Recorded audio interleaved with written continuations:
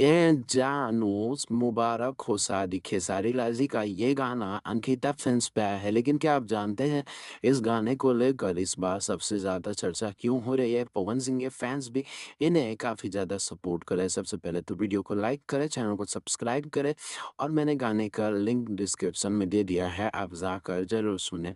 हाल ही में क्या हुआ था कि एक कहीं पे शादी या किसी फंक्शन में अखिलेश कश्यप जी जब खेसारी लाल जी के टीम वाले और पवन सिंह के टीम वाले मिले थे, तो उस टाइम इन्होंने जमकर एक दूसरे की तारीफ की थी।